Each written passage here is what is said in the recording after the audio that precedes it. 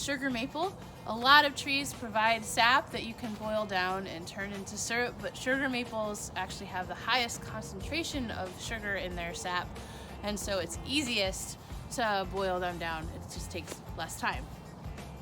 But there are all sorts of trees that you can tap and get sap from. Lots of sources online for that. But this tree is the only sugar maple tree we have in Olander Park, actually. Most of the trees that we have in Olander are oaks, but we are fortunate enough to have one sugar maple. Ohio actually used to be the center of maple sugaring in the country until we decided that farming was a better use of our land, and then a lot of the sugar maples got cut down, and the focus for sugar mapling went out east, where it was the terrain made it harder to farm. So a lot of the maple sugaring innovations, you might say, were took place in Ohio, but we are no longer the focus of maple syrup production for the United States. So sugar maple tree, there's no leaves for me to show you how to identify a maple tree. That's better to do in the summer or the fall. But one of the distinctive aspects of a sugar maple is this bark, which is a little bit wavy, has some nice crevicing, kind of grayish in color, although a lot of that's from moss and lichens. And there's a couple ways to determine where you're going to tap a tree. One thing you want to look at is the branches. The way the sap comes out of the tree, the way the sap moves through a tree is up and down, and there's going to be more sap moving through in areas where there's bigger branches. So choosing an area that has a really big branch sticking out of it is the best place to find to tap your tree. Also, if you look at the base of the tree where there's some thick roots coming out, this one doesn't, that's not really the case, but where there's like a thicker root coming out is also a good place for tree tapping. It's recommended that you don't tap a tree until it's at least 40 years old. This one is significantly older. And then after that point, you can put multiple buckets on a tree depending on its dimensions. We're just gonna put one tap in this tree. The other thing to think about when you're tapping maple trees, is that you do it on the southeast side, and that's because it gets the most sun. The sap only runs when the temperatures go above freezing during the day and drop down below freezing in the winter, because the sap, or in the evening, because the sap comes up the tree during the day and then drops down back into the roots so that the tree doesn't freeze at night. And so that's how we are able to collect the sap. There's so much moving up and down the tree that when we drill a hole, it can then come out. Now, on this particular tree, the biggest branch happens to also be on the southeast side of the tree. So you might notice that we have tapped this tree on this side of the tree multiple times. There's a hole right here from a previous year. There's one right here from a previous year, and there's one here. Those have all healed over. There's actually one here too. The tree heals itself. There's no need for us to plug the holes or do anything like that. After we've tapped it and pulled the tap out, it will heal over just like any scar on a tree. Since we've tapped this tree multiple times, I cannot tap the same hole. I have to drill a different hole because there's scar tissue around these particular holes that will prevent the sap from coming out the spile. So the best thing to do is either tap right next to drill a hole right next to an old hole, or to drill below it. If you drill above it, the scar tissue from the previous hole will block the sap from coming through the phloem, to use a technical tree term, up the tree.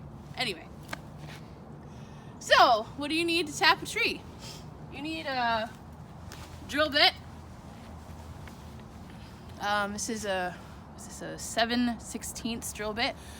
This is the perfect size for the spiles that we're going to use, and generally spiles come in a particular standard size. A spile is the spout that the sap comes out of that we stick in the tree.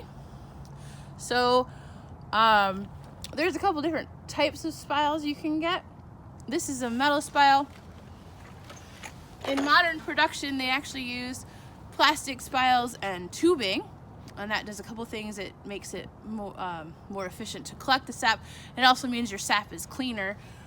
We're going to use a bucket with a lid, but you know, still insects and tree dirt and debris can get in the bucket, and so we have to filter it a little bit when we before we boil it. So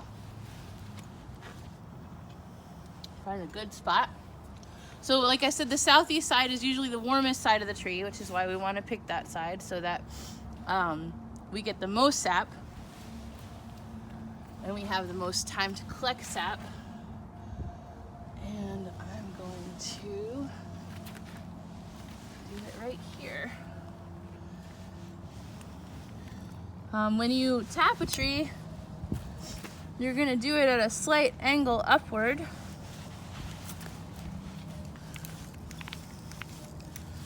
And you don't need to go too far in.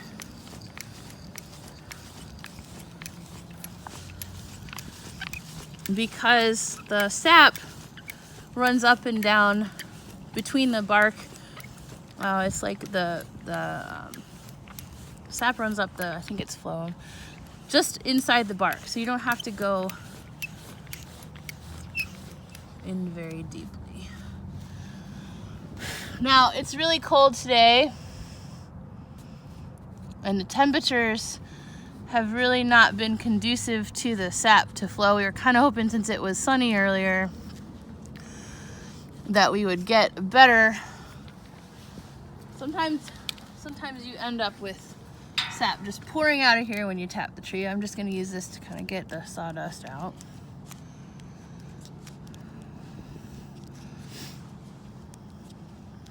But I don't see any sap flowing today, sadly. Is it damp in there a little bit? Oh, not even damp. Just a little bit more.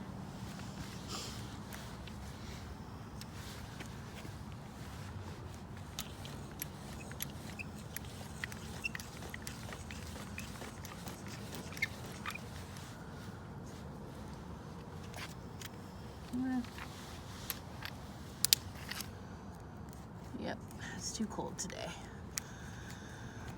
The challenge that we're having this year is that the temperatures have stayed really cold for longer than usual. In a good season, you can tap your maple trees in the middle of February and collect sap all the way through March. Now, this does not hurt the tree. See, I just hammered the spile in, and this is where the sap will come through. This doesn't hurt the tree. There's a lot of sap running up and down, and as you notice, the holes heal over really easily, so we're not doing any injury to the tree by collecting the sap, because there's just so much that gets produced. And I forgot what else I was gonna say. Nicely, these spiles have a little hook for our bucket. Oh, I put it in there a little bit too far.